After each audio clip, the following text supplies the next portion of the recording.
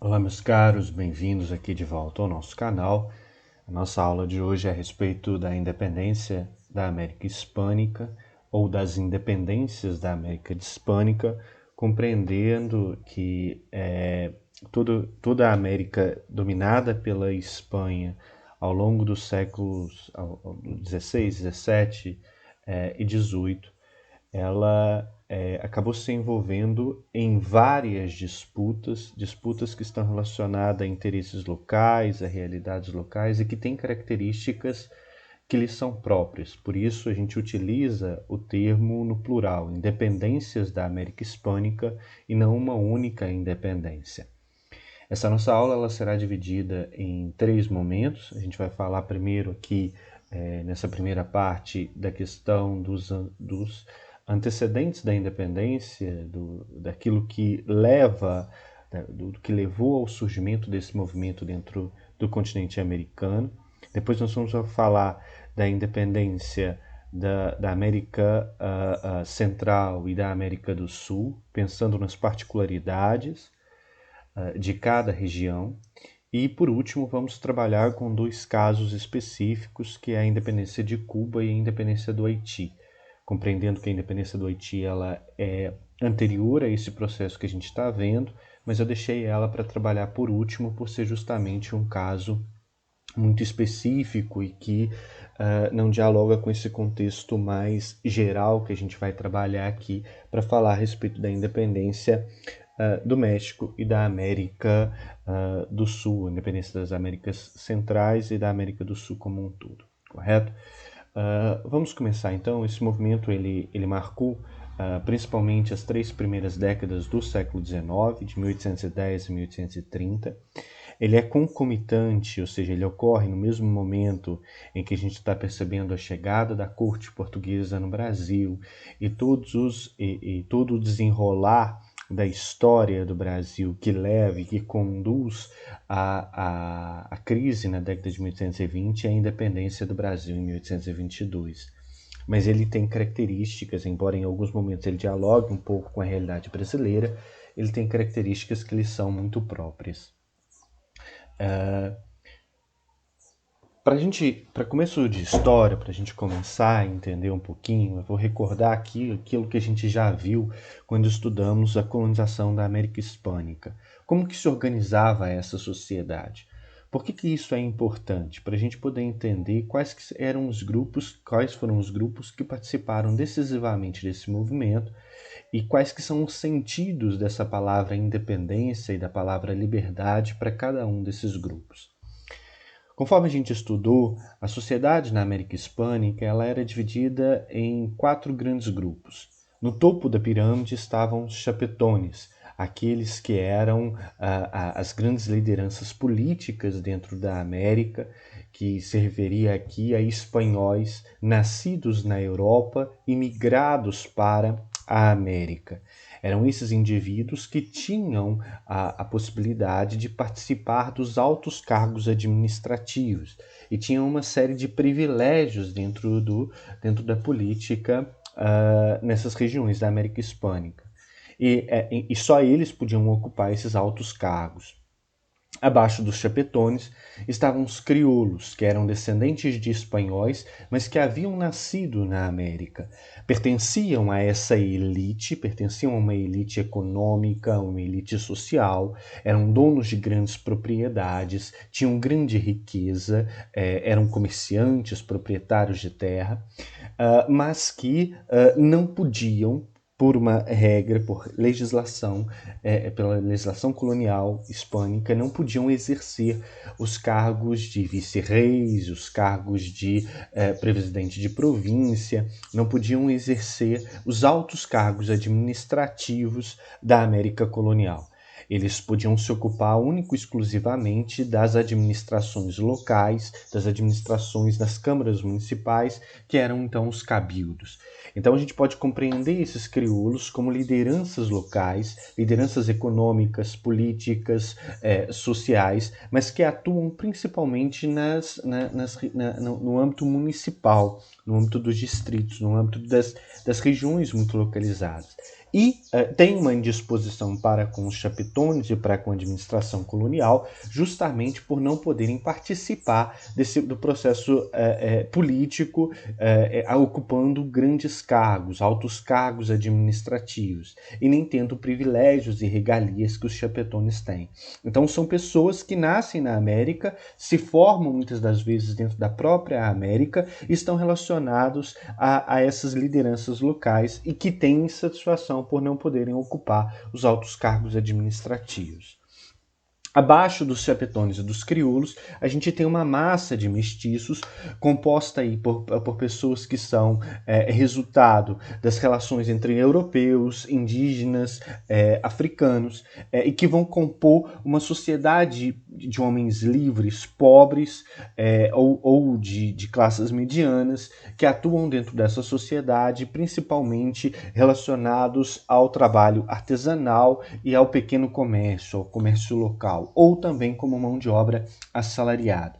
E na base dessa sociedade, a maior parte dessa sociedade, ela é composta por índios e africanos escravizados.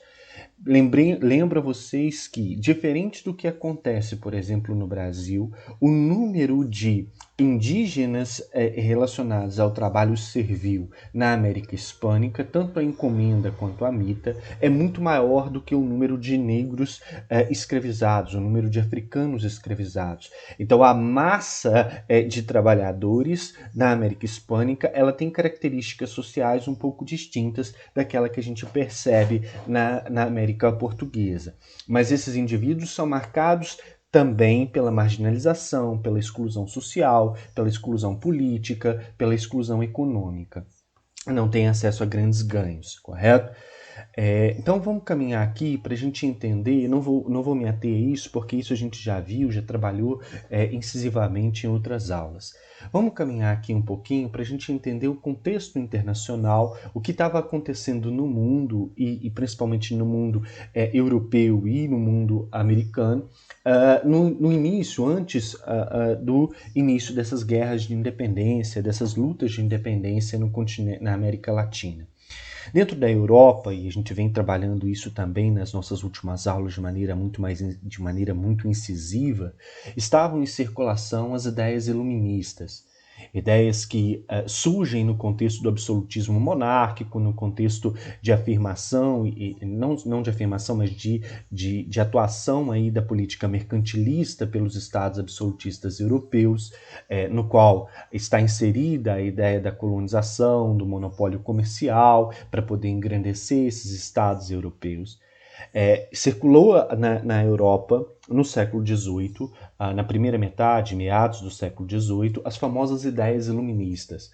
Ideias relacionadas a uma sociedade mais liberal, tanto do ponto de vista cultural, do ponto de vista social e do ponto de vista econômico.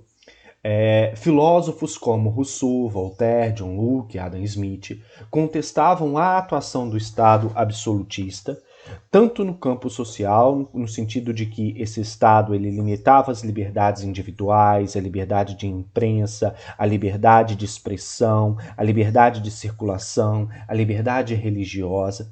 Então eles requeriam essa possibilidade do debate, do discurso, do indivíduo poder falar o que pensa, sem obrigatoriamente ser punido pelo Estado por isso.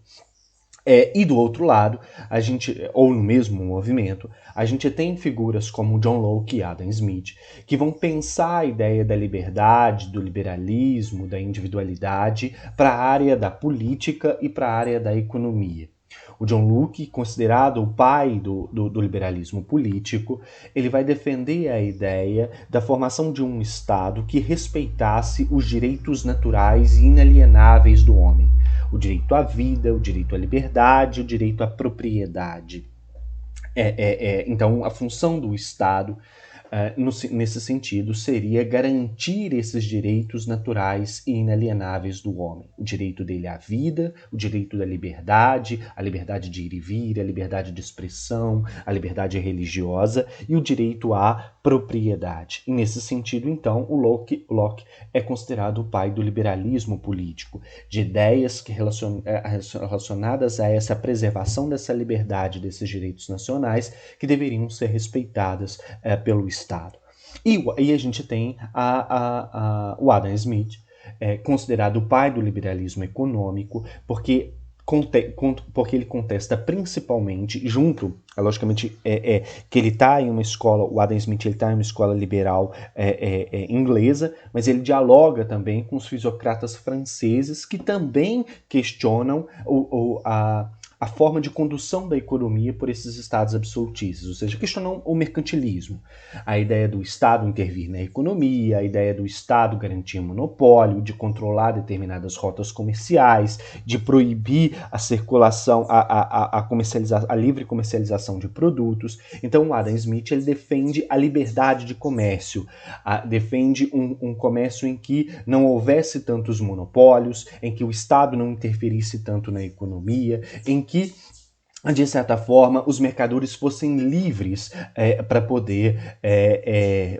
fazer circular as suas mercadorias. Recordo a vocês um princípio que foi afirmado pelos fisiocratas franceses de liberdade de comércio, que é o laissez-faire, laissez-passer, le monde va de lui-même, ou seja, deixai fazer, deixai passar, que o mundo se organiza por ele mesmo.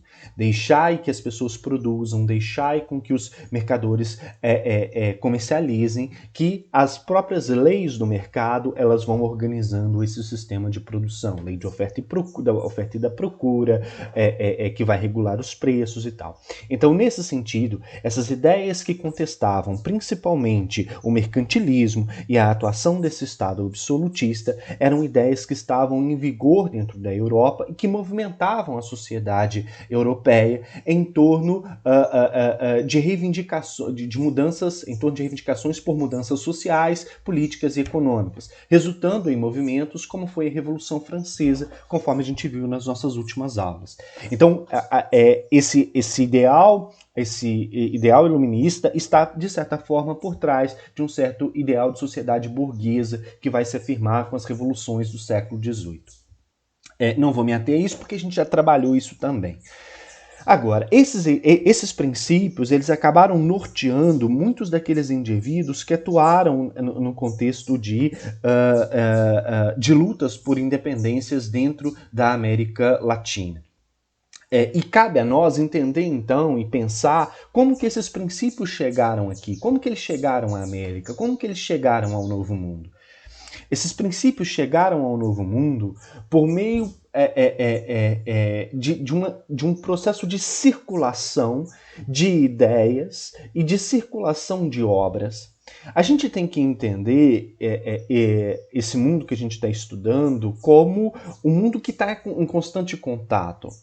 O processo das grandes navegações ou da expansão marítima europeia para o Oriente, para a América, com a conquista do Novo Mundo, ele deu origem àquilo que alguns historiadores chamam de mundialização, ou seja, o contato intenso entre as diversas partes do mundo. Ou o que hoje nós chamaríamos de globalização. Ele poderia ser porcamente chamado como pontapé inicial desse processo de globalização.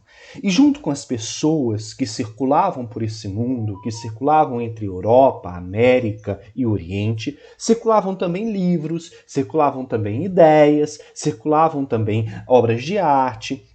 Então, não são só as pessoas que circulam, não são só as mercadorias que circulam. As ideias, as obras que trazem essas ideias, elas também circulam. Então, essas ideias iluministas, elas não ficam circunscritas à Europa. Elas chegam também ao Novo Mundo, elas chegam também à América. E chegam aqui por pessoas que traziam esses livros ou por pessoas que liam esses livros na Europa e faziam traduções traduções das obras do Voltaire, do Rousseau, do John Locke, do Adam Smith, ou simplificavam isso, faziam panfletos tentando mostrar o que esses autores estavam falando na Europa e traziam isso ou para os seus parentes, seus amigos, seus iguais aqui dentro do continente da América. Isso seria o que nós chamamos de Rousseau de Sarjeta. Pessoas que leem a obra desses autores, leem essas obras em francês, em inglês, em italiano, nas línguas que essas obras foram escritas, traduzem essas obras para o espanhol, para uma língua mais popular e mais acessível, e trazem então essas obras, ou na íntegra, ou de forma oral, transmitindo isso por meio da conversa, ou então por simples panfletos que eram escritos para poder divulgar essas ideias. Então essas ideias chegam aqui dessa forma, chegam dessa forma, e elas têm um meio para isso, que é justamente a circulação das pessoas entre a Europa e a América. Essa elite que a gente veio falando, que é a elite crioula, que comanda principalmente as localidades, que está ali principalmente atuando nos cabildos, nas câmaras municipais, essa elite muitas das vezes terminava o seu processo de formação na Europa. Faziam o ensino primário, secundário na América, muitas das vezes ligado à igreja, e iam terminar os seus estudos, terminar a sua formação em direito, terminar a sua formação final dentro da Europa, nas instituições de ensino, instituições de Estado espanholas. Então, essa formação que era feita na Europa, dessa elite crioula, ela acabava gerando essa circulação de pessoas e entre essa circulação de pessoas, a circulação também de ideias. Essas pessoas iam para lá, estudavam, liam, entendiam essas obras, bebiam nessas obras e voltavam para o continente americano com essas ideias. E muitas das vezes traziam na sua bagagem essas obras, esses livros para cá. E há também a circulação de barcos, mesmo aqueles que não saíam, muitas das vezes tinham acesso a essas obras, porque essas obras chegavam por meio dos mercadores, por meio dos comerciantes. Há, portanto, então, a gente pode concluir uma circularidade de ideias entre o velho e o novo mundo, que está relacionada a essa ideia de mundialização, desse mundo que vai cada vez mais ficando menor, porque as pessoas estão em constante contato e dialogam, essas ideias elas são colocadas em prática. São trocadas e muitas das vezes colocadas em prática depois de você ter acesso a ela. Outro ponto que a gente não pode deixar de considerar é o surgimento de universidades na América Hispânica, diferente do que acontece na América Portuguesa, já no século XVI.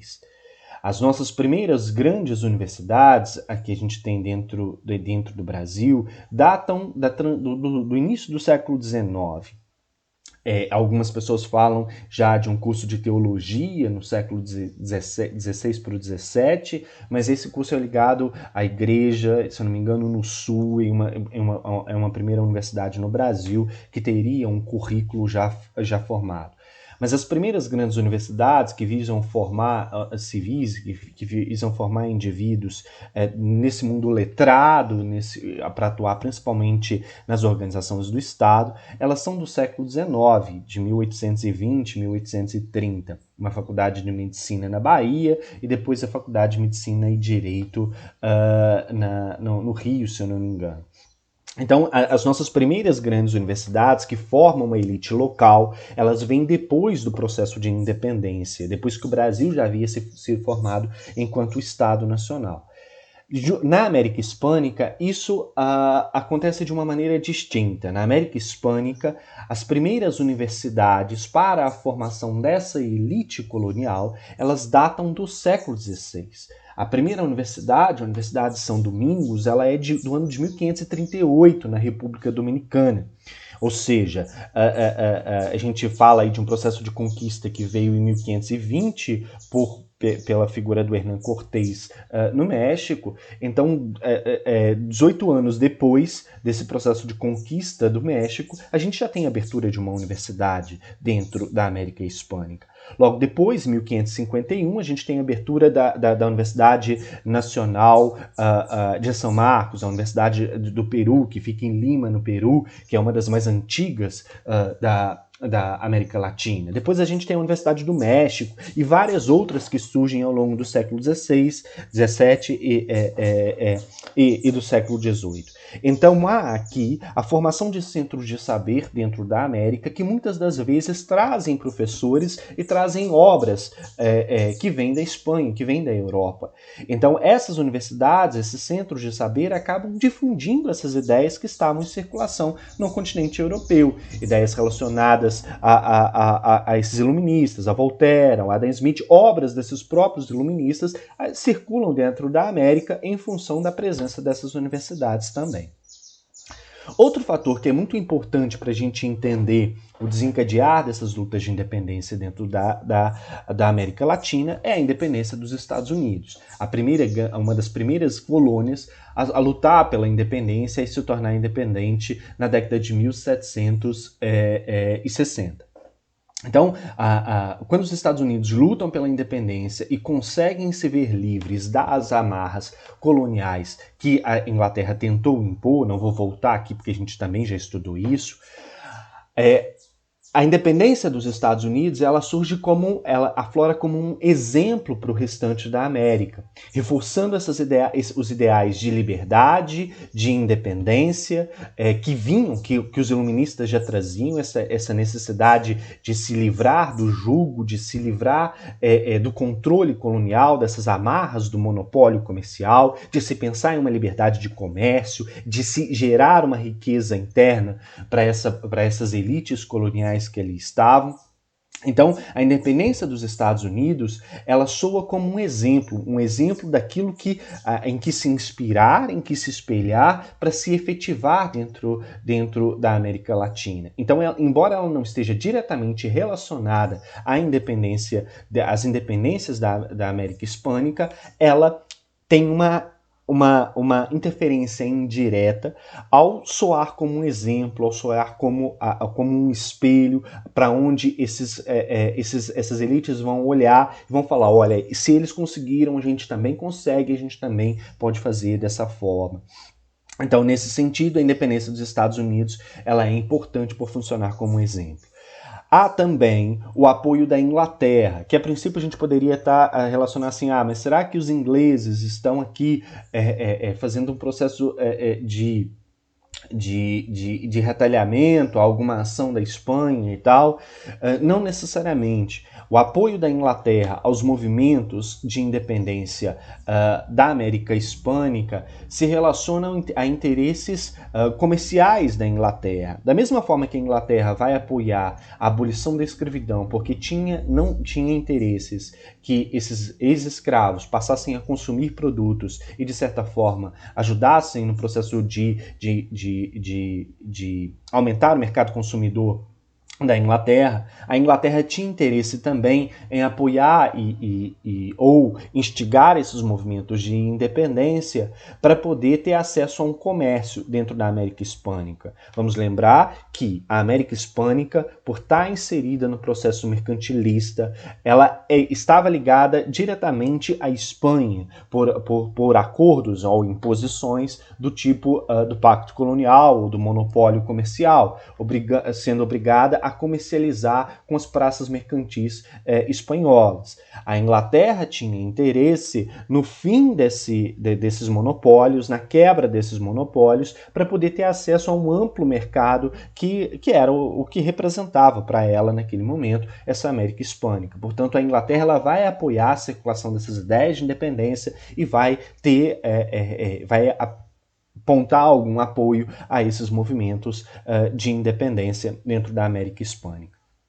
Agora passamos a entender um pouquinho a situação da Espanha em 1808, quando a gente começa a perceber o início ou fortalecimento de movimentos de independência dentro da América.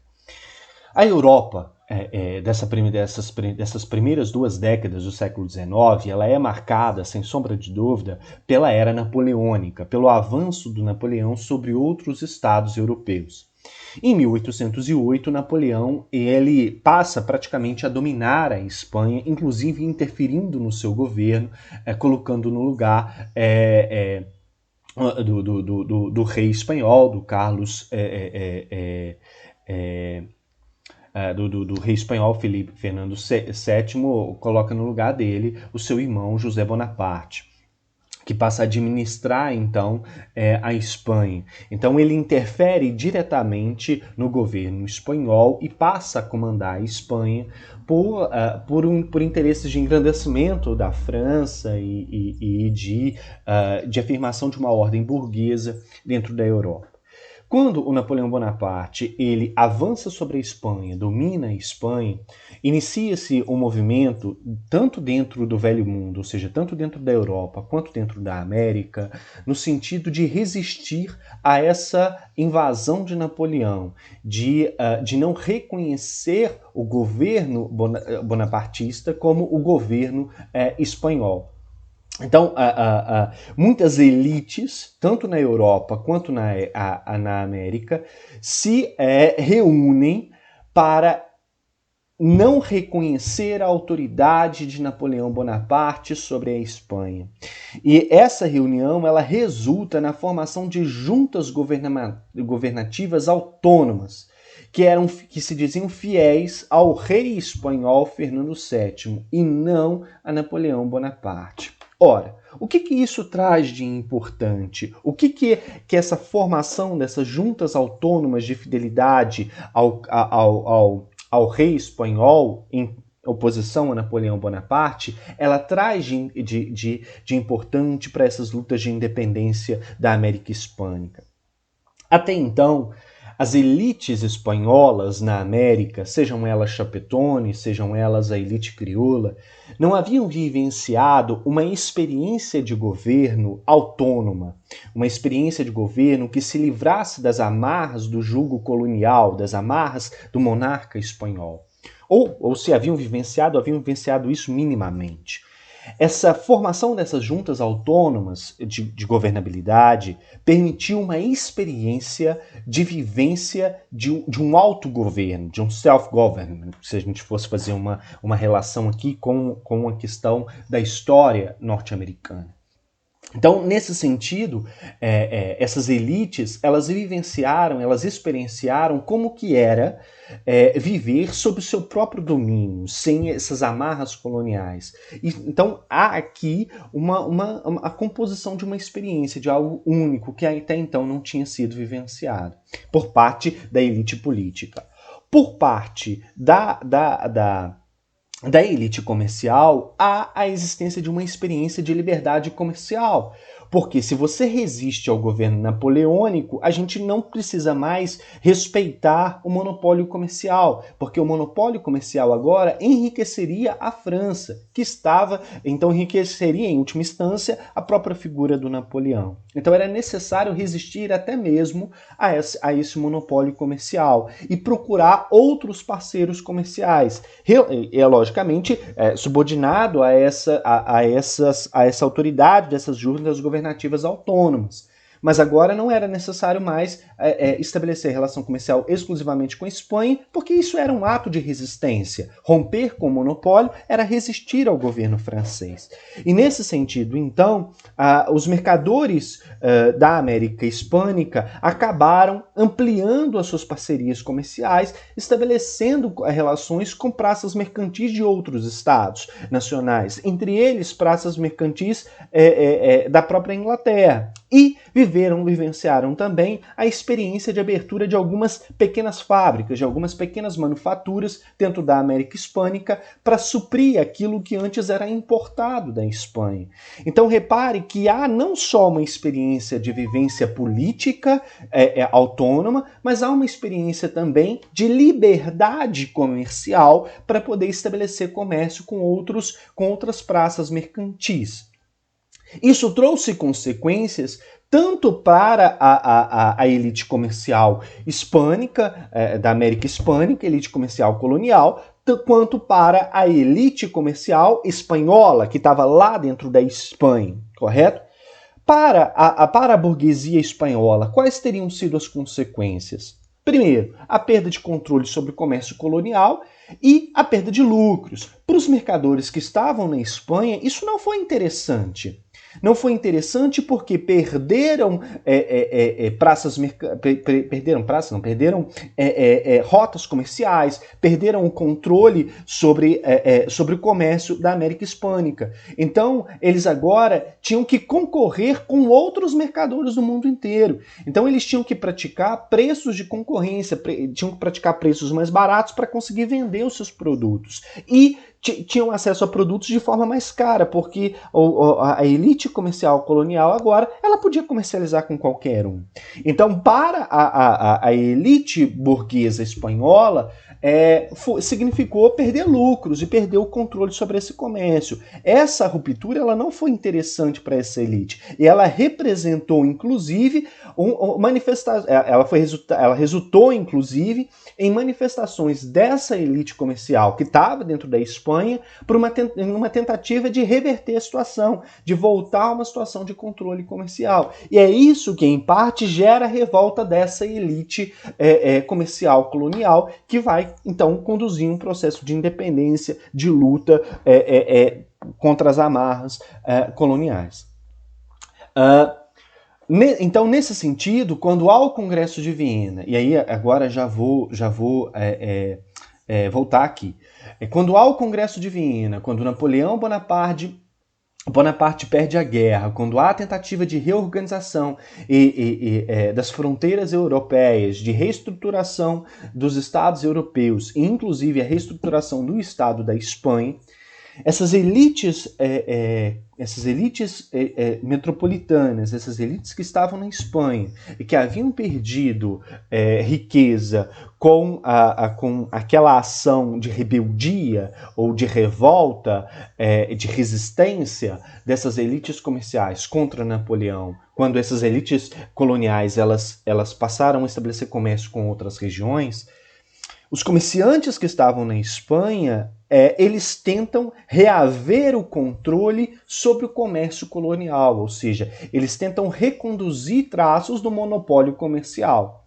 E, logicamente, essa tentativa de recolonização, essa recolonização entre aspas, essa tentativa de reestabelecer os antigos laços de dominação sobre o comércio colonial, ela teve consequência para as elites crioulas dentro da América Hispânica. Quais consequências foram essas? A perda de lucros e da liberdade de comércio, que eles haviam vivenciado durante algum período, quando fizeram aquele ato de resistência a Napoleão Bonaparte e estabeleceram relações comerciais com outras regiões do mundo. Então essa elite que passa a sofrer agora com essa tentativa de reestabelecimento dos laços de comércio, acaba demonstrando insatisfação e se indispondo com as medidas tomadas pelo governo espanhol, que tentaram reestruturar os antigos monopólios, os antigos pactos comerciais estabelecidos com a América Hispânica. E é dessa indisposição que surgem as lutas de independência. É dessa indisposição que a gente vai ter o início das lutas pela liberdade, pela independência na América Hispânica. E aí, nesse sentido, é necessário que se diga que tudo isso que a gente está falando de circulação de ideias, de pessoas que vão beber no iluminismo, que vão se esperar na independência dos Estados Unidos, de pessoas que vão se revoltar pela independência, todo esse movimento ele é conduzido por uma elite, pela elite crioula, pelos donos de fazendas, pelos donos de minas, pelos donos de grandes redes de comércio dentro da América Hispânica. O povo, ele até participa das lutas de independência. Em alguns casos, ele conduz o início dessas lutas de independência, como é o caso do México.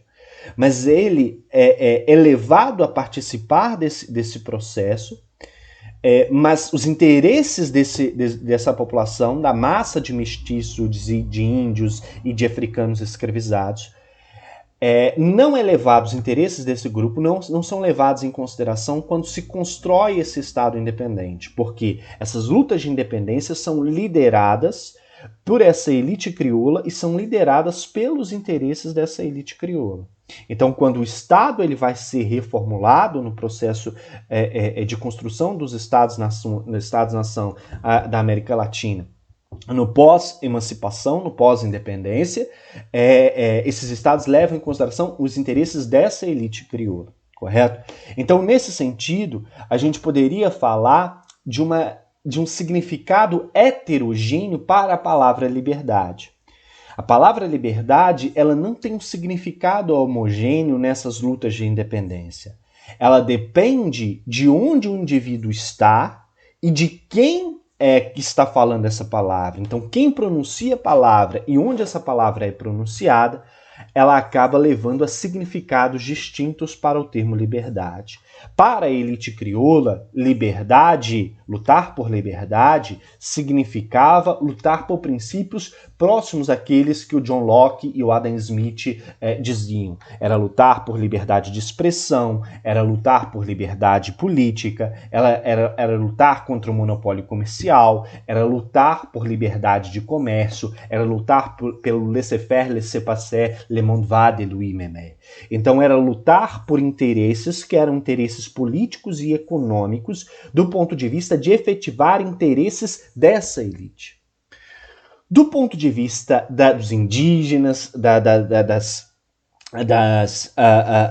de africanos escravizados, falar em liberdade era lutar por questões que eram questões políticas também, mas eram questões que perpassavam um cotidiano mais imediato. Era lutar contra as amarras da escravidão, era lutar por direito à moradia, era lutar por direito à alimentação, então o direito à vida, era lutar por esse princípio de liberdade. Então o significado de liberdade ele vai ter o significado desse termo liberdade ele vai ser diferente para o grupo e para o lugar onde se pronuncia. Trago aqui como exemplo a questão do México, por exemplo. O início do processo de independência do México ele se dá com a liderança de um padre, o Hidalgo, que luta por uma transformação social dentro do México, que luta por uma modificação na sociedade mexicana, por acesso a direitos por parcela significativa, por indígenas, negros escravizados. Então, o processo de independência do México ele começa por uma luta que era por uma luta de liberdade civil, política e econômica, por parte da parte mais oprimida da sociedade. Só que durante o processo há um temor por parte dessa elite, da elite crioula de que essa independência que o Hidalgo representava e que o grupo do Hidalgo representava, ela resultasse numa transformação social, ela resultasse no empoderamento desse grupo de indígenas e de africanos escravizados e de diminuição do poder econômico e político dessa elite crioula. Então, no meio do processo, essa elite crioula ela toma as rédeas do processo e conduz a independência do México de acordo com seus interesses, para poder garantir que essa independência ela se efetivasse, a liberdade do México se efetivasse sem uma liberdade social instituída, sem uma transformação social instituída. Então, o termo liberdade, ele não é unívoco, ele não é unissono, ele tem significados distintos para cada grupo que se apropria dele, e em cada região ele vai ter um significado distinto também. O fato é que tanto a população mais pobre quanto essa elite crioula, ela identificava como inimigo comum dessa liberdade justamente a metrópole, justamente a Espanha e a monarquia espanhola, porque entendiam que era a Espanha que era a grande detentora do controle comercial, então ela limitava a liberdade de comércio, ela instituía o mercantilismo, então ela defendia uma política econômica que era ultrapassada, que já estava sendo contestada mesmo dentro da Europa, por iluministas, por governos que surgem, pelos próprios déspotas esclarecidos que procuravam outro tipo de política social, política econômica. Então, de certa forma, o mercantilismo era visto como uma política econômica ultrapassada e a monarquia e a metrópole espanhola era símbolo para essa elite crioula daquilo que deveria ser superado, daquilo que deveria ser vencido, que era essa política econômica ultrapassada. A elite via também a metrópole e a elite crioula via também a metrópole e a corte espanhola como responsável por muitas das limitações vivenciadas por essa elite crioula. Entre elas, aquela limitação de não poder possuir altos cargos na administração pública. Então, quem que era responsável por determinar essa regra? A metrópole. E era ela que limitava esse acesso, era ela que reprimia os movimentos que ocorriam dentro da América Hispânica. Então a elite crioula passa a identificar a metrópole como a grande inimiga. Já a população mais pobre, que lutava por outros interesses de liberdade, conforme a gente disse, e principalmente composta por índios e negros escravizados, tendia a associar a monarquia, a corte e a Espanha como aquela que é responsável pelo uso do trabalho forçado e também pela alta cobrança de tributos. Então, de certa forma, embora tivessem interesses distintos em torno desse conceito de liberdade, tanto a elite crioula quanto essa massa dessa população mais pobre, composta por índios e africanos escravizados e africanos livres também, ela identificava como inimigo a metrópole, responsável pela falta de liberdade, pela opressão, pela cobrança de impostos e pela adoção de uma política econômica ultrapassada, que era o mercantilismo. Então, nesse sentido, em função dessa identificação, começam a surgir, a partir de 1815 principalmente, uma série de revoltas em toda a América Latina. Revoltas que surgem simultaneamente. Ao mesmo tempo que eu tenho uma pessoa lutando na região onde hoje é a Bolívia, eu tenho uma lutando na região onde hoje é a Argentina. E da mesma forma eu vou ter uma luta lá no México. Então as coisas estão acontecendo ao mesmo tempo. Não tem como a gente ver ao mesmo tempo, porque a gente precisa ter uma lógica aqui para estudo. Mas tudo que a gente vai estudar no nosso próximo videozinho, ele está relacionado a algo que está acontecendo ao mesmo tempo. Não tem uma coisa acontecendo antes da outra. Esses primeiros movimentos, os primeiros movimentos de independência, eles começam pela área mais urbana, pelas cidades. Porque, diferente do que acontece na América Portuguesa, a América Hispânica, o processo de formação da América Hispânica, ele resulta na formação de alguns núcleos urbanos, na formação de algumas cidades muito importantes. Então, essa circulação dessas ideias iluministas, de ideias de independência, de ideias de revolta contra a metrópole, elas começam por esses núcleos urbanos, onde estavam essas pessoas que circulavam, que liam, a circulação dessas obras iluministas que contestavam o modelo econômico absolutista e mercantilista.